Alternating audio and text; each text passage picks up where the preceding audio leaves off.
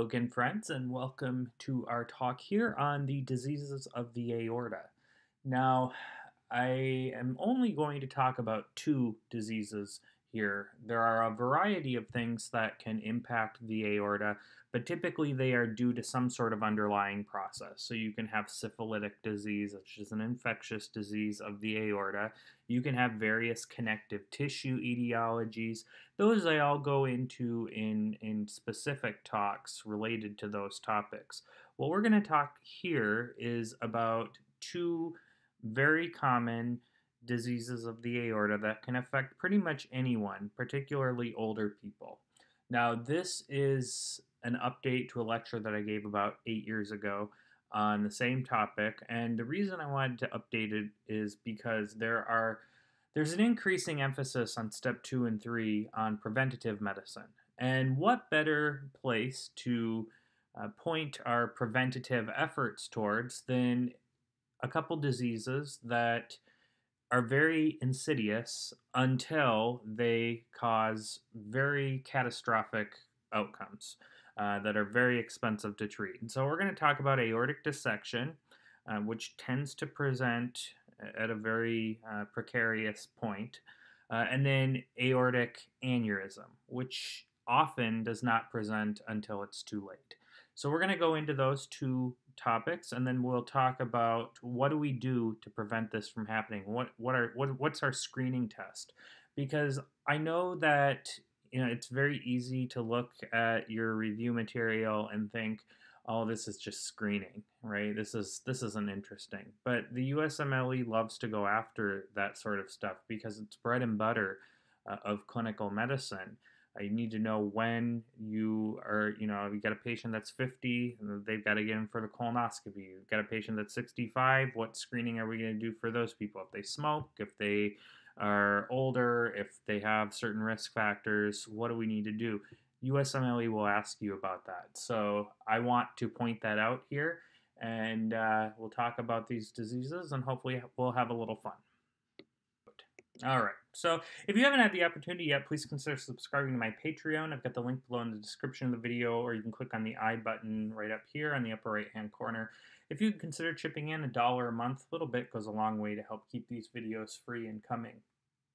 As you know, I've been making these videos for many years, and I always have and will continue to provide them for free. I know that there are a lot of resources out there that charge you an arm and a leg, and it's always been my philosophy that this information should be free and available to everyone. I don't think we should be in this business strictly for profit.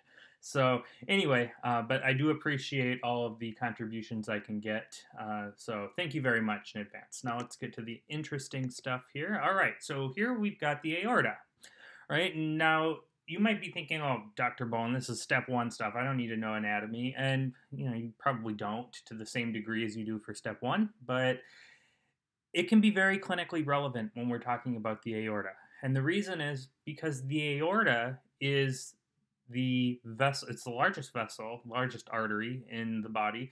So it's the artery from which all blood anywhere in your body ultimately comes from. It comes from the aorta. So you can see here there's a variety of vessels, and this is not all of the vessels of the aorta, but it's the big ones. So remember that your aorta starts at the left ventricle and ascends, and as it ascends and turns around, it makes this arch. Okay, so here's your arch of the aorta. And it gives off 3 very important vessels that supply the upper extremities and the head and neck. So the very first vessel is on the right side, and that is the right, or you don't need to call it right, the brachiocephalic artery. And we call it brachiocephalic because you only have one of them. You only have one on the right side. And the brachiocephalic does 2 things. It gives off 2 vessels. That's all it does. It doesn't supply anything on its own. So the brachiocephalic, it's also called the innominate artery, as it's labeled here, gives off a common carotid and a subclavian. That's all it does. Now, the common carotid supplies your head and neck. It'll ultimately go onto the brain and give your middle cerebral and anterior cerebral artery. And then it gives off a subclavian artery, which supplies the shoulder and the upper extremity. And then your next vessel is the left common carotid, and then the left subclavian. So exactly the same on both sides. The only difference is on the right side, you have a brachiocephalic artery, which is a common trunk. On the other side, on the left side, you don't. They both immediately come off the aorta. After it gives off those vessels, and by the way, A, B, C, S, right? Remember that from anatomy? So ascending aorta gives off B for brachiocephalic, C for common carotid, S for subclavian. Then it turns down, goes through the thorax, past the diaphragm, and then now it is the abdominal aorta. And the abdominal aorta supplies everything in your gut. So the very first branch is really a trunk, the celiac trunk. And the celiac trunk has three important branches. And this is roughly at the level of T12. So it gives off three very important branches. The hepatic artery, which goes to the right, and then the splenic artery, which goes to the left, where your spleen is, and then also either coming directly off the trunk or off the splenic artery, depending on the person, comes the left gastric artery. Next, after the celiac trunk, is the superior mesenteric artery, which supplies all the structures of the midgut, so the distal duodenum all the way to the splenic flexure of the colon. And then two renal arteries going to the left and to the right. And then you've got gonadal arteries, which are again paired. And then your inferior mesenteric artery supplying the hindgut, so the descending colon all the way down to the rectum. And then finally, it bifurcates into the common iliac, which supplies both the internal and external iliac. The internal iliac and the common iliac supply structures of the pelvis, and then the external iliac goes on to supply the lower extremity. So that is your aorta, and the reason that this is important is because as we go on and talk about some of the different symptoms that you can get from aortic dissection, they all tie back to this anatomy. So one, what happens if you have a dissection where blood goes backwards? Well, if you have a dissection of the ascending aorta and the blood goes backwards, it can get into the pericardium. It gets into the pericardium, you can get cardiac tamponade. Okay. Now, what happens if it's up here? Well, if it's up here and you have interruption of blood flow to the head and neck, you can get altered mental status, loss of consciousness. Well, what happens if it's down here? Well, if it's down here, you get interruption of blood flow to the superior mesenteric artery. And remember, that supplies your gut. There's a symptom called intestinal angina or mesenteric ischemia, where these patients will have something to eat, and then 15, 20, 25 minutes later, they get this really bad gut pain. Really bad gut pain. And it's called intestinal angina. Very similar to why when you've got angina in your chest. Let's say you don't get enough blood and you're out walking, nice day, walk 20, 30 minutes, and you start getting chest pain. Well, the reason is because your heart is not getting as much blood as it's supposed to, usually because of atherosclerotic blockage. Well, you get the same concept in your gut. Let's say maybe it might be due to atherosclerosis, or maybe it's due to an aortic dissection. Either way, what's happening is you're not getting enough blood to your gut. And the exercise for your gut is eating. You eat, you need more blood to your gut. You got blockage in one form or another, you're going to get pain. So that's intestinal angina or mesenteric ischemia. You can also get a renal ischemia if it's affecting the renal vessels. So lots of different ways that this can present, as we're going to see. All right, so the aortic dissection is caused from a tear in the intimal layer of the aorta. So that requires some more anatomy. Here's a very simplified view of a vessel, of an artery. So remember that an artery has three important layers. It's got a tunica intima, which is here in white, which is primarily composed of basement membrane and endothelium. Then here in yellow, you have the tunica media, which is primarily composed of smooth muscle cells, which dictate the caliber of the vessel. And then here in gray, you have the adventitia, which isn't super important for our purposes here. Now, what happens is over the course of a long period of time, if the vessel is subjected to high blood pressure, either medium high blood pressure over an extended period of time, or in theory, very high blood pressure for a short period of time, the endothelium can become nicked. And so when it becomes nicked, then blood can flow into the media. And when blood flows into the media, it will continue to burrow down. And as it burrows down, it creates a separate lumen. Okay? A lumen is just an area where things are flowing. So you'll have a true lumen, and then you'll have a false lumen. And as we'll see when we diagnose aortic dissection, you'll be able to visualize that false lumen, and that's going to be very diagnostic and telltale that you're dealing with an aortic dissection. So that's your anatomy.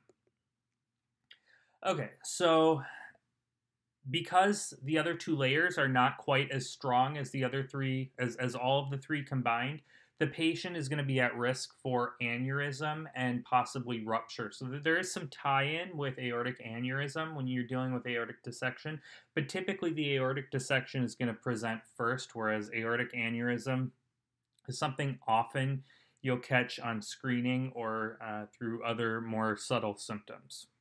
We'll get to that towards the end here. Aortic dissection is always a medical emergency. So how do you know you've got a patient that may have an aortic dissection? It's chest pain. Chest pain. Now, normally you think of chest pain, you think of angina. And that's fine. That's much more common. How are you going to distinguish chest pain from an aortic dissection versus chest pain from an MI or from, angina? The way that you're going to tell them apart is from the description. And this is why you always ask patients, oh, I've got chest pain. Okay, can you describe the pain for me? It's tight. I feel like I've got an elephant sitting on my chest. That is an MI, especially if they clench their fist and bring it up to their, there's a name for that and I forgot what it is, but if they clench their fist and hold it up against their chest and say it's tight, that is an MI. On the other hand, aortic dissection is classically described as tearing and ripping, and it radiates to the back. It's like acute pancreatitis of the chest. Okay? It's tearing and ripping, it's stabbing and sharp, and it radiates to the back. That's the aortic dissection. It'll always be described to you that way on your exam. The number one risk factor for aortic dissection is far and away hypertension. Not just any hypertension, uncontrolled hypertension over a long period of time. So here, you got a 65-year-old guy who hasn't been to the doctor in 30 years. Or you got a 62-year-old woman who is diagnosed with high blood pressure when she was 40, but she's never really been good at taking her medication. That is a setup for aortic dissection. It can also be associated with other issues, connective tissue disorders like Ehlers-Danlos or Marfan's, a lot less common, Takayasu's arteritis, a lot less common, trauma, and pregnancy. But the big one is chronic hypertension. Now, this is not something you need to know for your exam, but this is a classification scheme for aortic dissection. What I want to draw your attention to is the fact that this does not have to start proximally and work its way distally. It usually does work that way, but this can start in the middle of the aorta and it can work its way downwards, or it can start at the beginning of the aorta and work its way downwards. It all depends on where that initial injury is. And of course, where the injury is going to dictate whether or not you have certain signs. So if you just have a tear here and you have dissection at the proximal part of the aorta, you may have a hemopericardium, you may have altered mental status, but your blood flow down lower in the aorta should be fine, so you probably won't have mesenteric ischemia. On the other hand, if it's further down, you may have mesenteric ischemia, but you don't have the altered mental status, you don't have hemopericardium. So this is why it's very heterogeneous in presentation, is because it's very heterogeneous in how it can arise. The pain I already described to you, but I also want to point out that you can also have dysphagia. Now, why might you have dysphagia with aortic dissection? I'll give you a chance to think about that. So what runs near the aorta? The esophagus.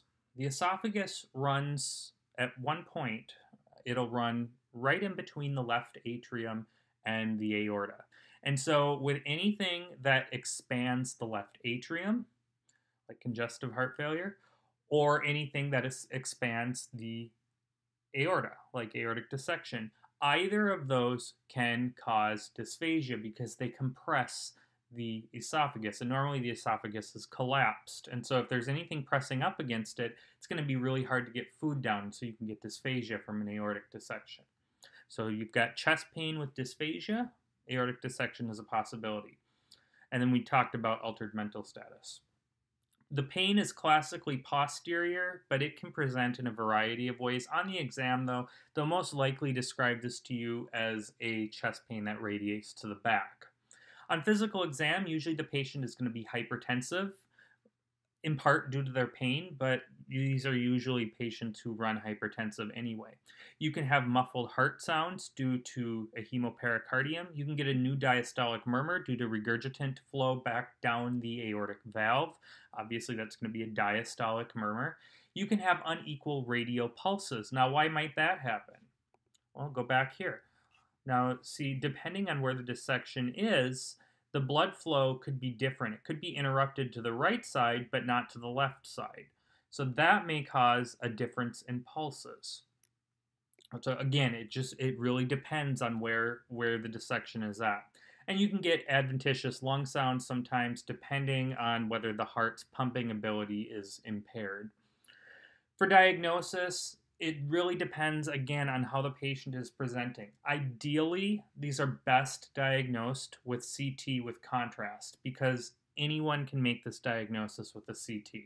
If they went to medical school, they'll know how to make this diagnosis. It's pretty obvious on CT.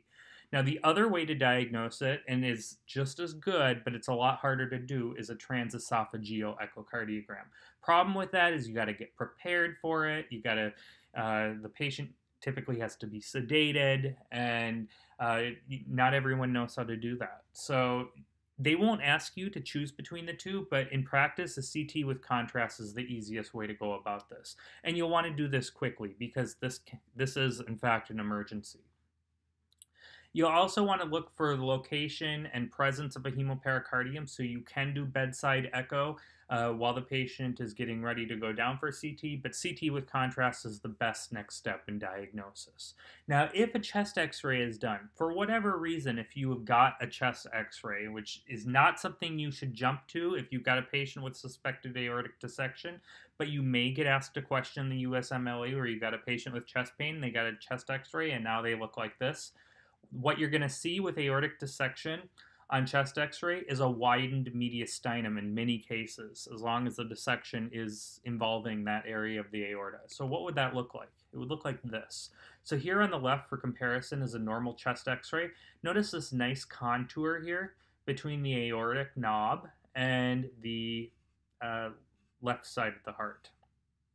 Okay, so this is the normal contour that we should see. That knob here is going to be completely obliterated.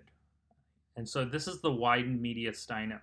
And widened mediastinum is not specific for aortic dissection, but it's common.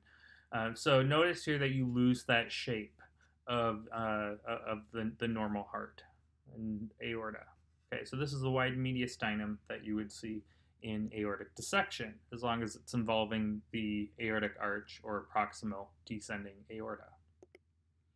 All right, so here's a picture for you. Now, what jumps out here? Oh, okay, you got the damn red arrow. All right. So the arrow is telling you what you're looking at, but what is it that this arrow is pointing to? Don't say aortic dissection, because that's obvious.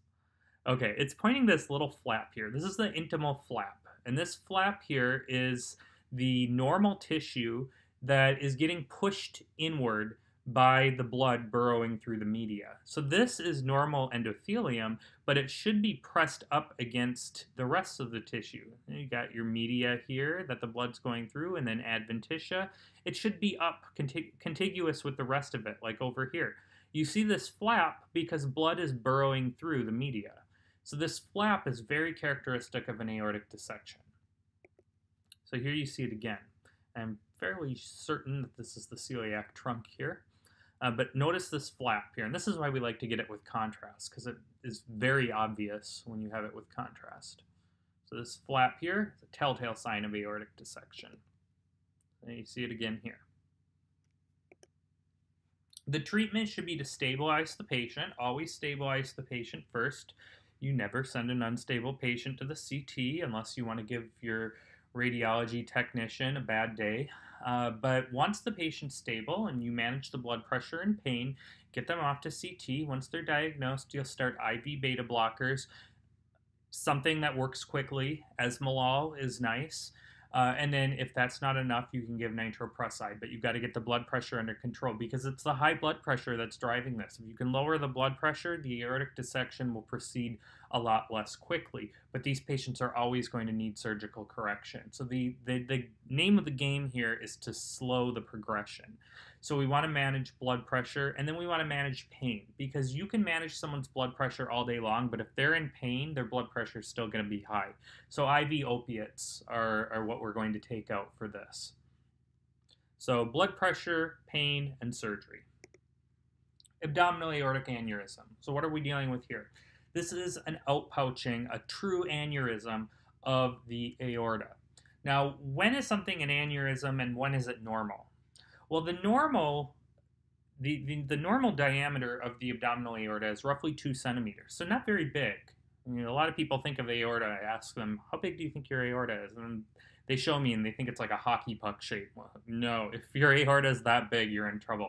It's roughly the size of a $50 coin, or not a whole lot bigger than a quarter in diameter. So it's not big.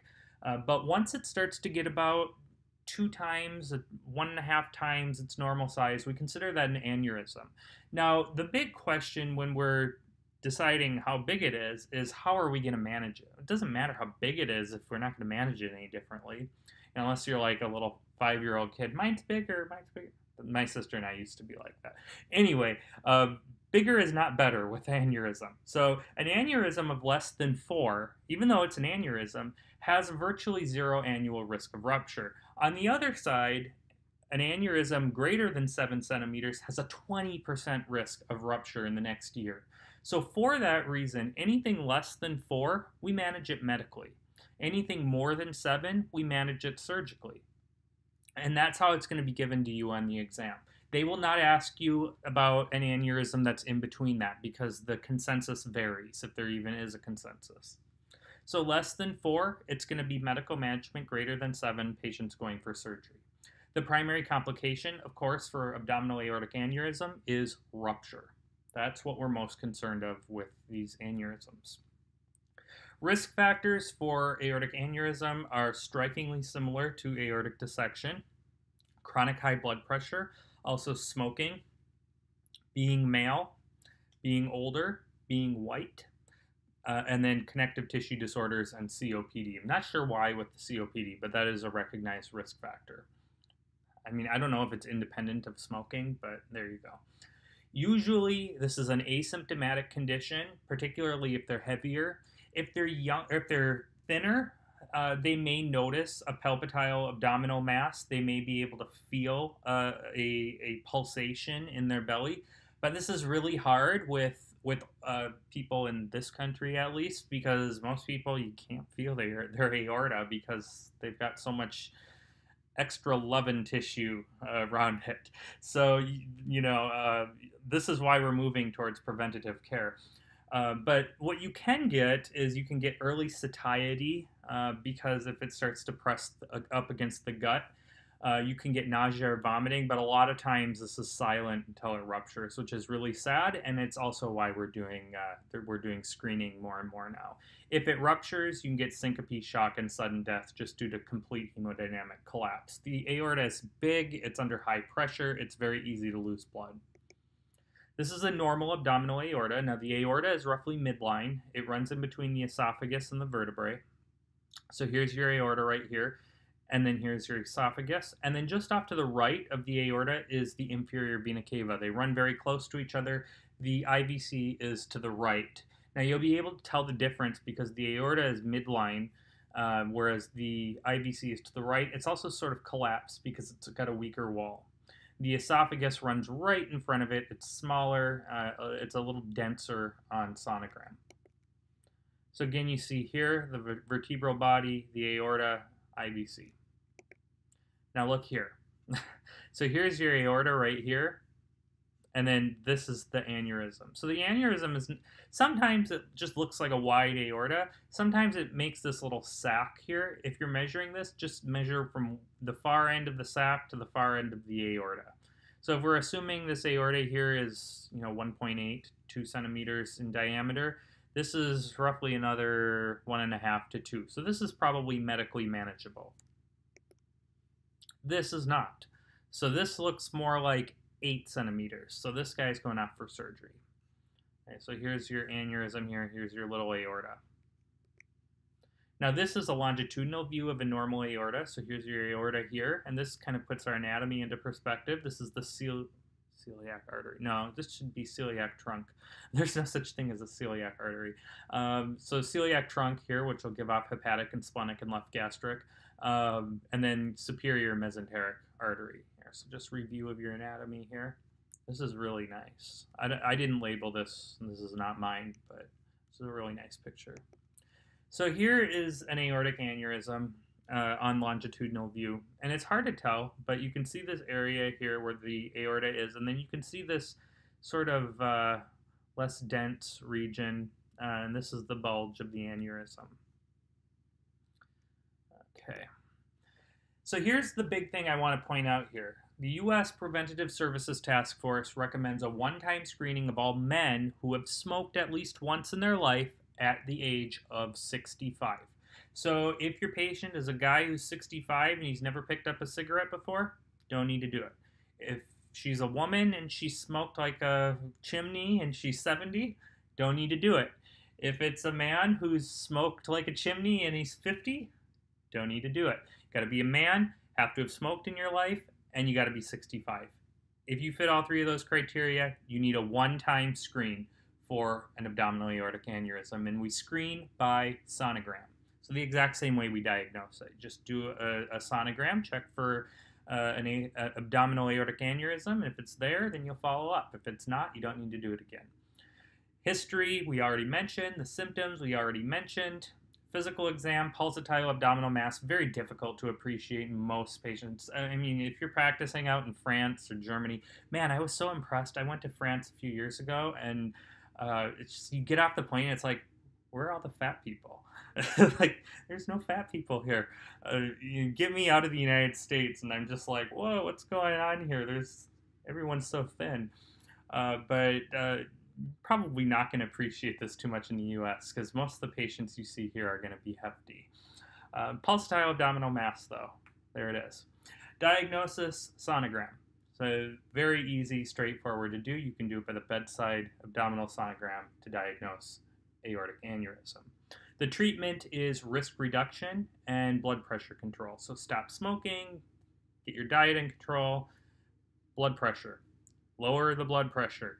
So most of these patients are going to be normal to high in blood pressure. Maybe they're on blood pressure medication, but they don't take it. Maybe they are on blood pressure medication, but they're still running high. Either way, you got to get that blood pressure under control. Beta blockers are the best. So stop smoking, eat better, beta blockers. You'll recheck them with sonography every 6 months. Now, you may hear every year or every 3 months. The rule of thumb for your exam is going to be every 6 months. In any case, you got to recheck them. The ruptured abdominal aortic aneurysm is a surgical emergency, and unfortunately, only about 20% of these patients will even see the OR. Most of these patients will die before they get to the hospital, or they'll die shortly after arriving. The symptoms are syncope and loss of consciousness, and it really has nothing to do with the aneurysm. They're just losing blood. So the aneurysm ruptures, they lose blood, and they quickly lose consciousness and start to decompensate. So this is really just hemodynamic collapse. For diagnosis, bedside sonography is the best you can do. You need to have a high index of suspicion, call surgery. But these patients are going to be coming to you with a blood pressure of 60/40 and a pulse of 150. They're going to be in very obvious hemodynamic collapse. The treatment is going to be to aggressively do fluid replacement. So bilateral IV lines, fluids, blood products. Why do we want to do blood products? Well, you can't live off of normal saline. You've got to have blood products there. Another reason why you've got to have the blood products present is because if you dilute them too much, any clot that they may have there can become washed away. So they need to be able to have the factors and have the platelets being replaced so that that doesn't happen. So you don't want to cause more bleeding. So first get them fluids, get them blood products if you can, and get them off to the OR and pray. And that's the best that you can do. Now, I have a talk on surgery in my surgery section, more on aortic aneurysms. So you can go over there and watch that if you want. Otherwise, this is the end. So if you made it through it, good for you. You'll know everything that you need to know for diseases of the aorta. I'll see you next time.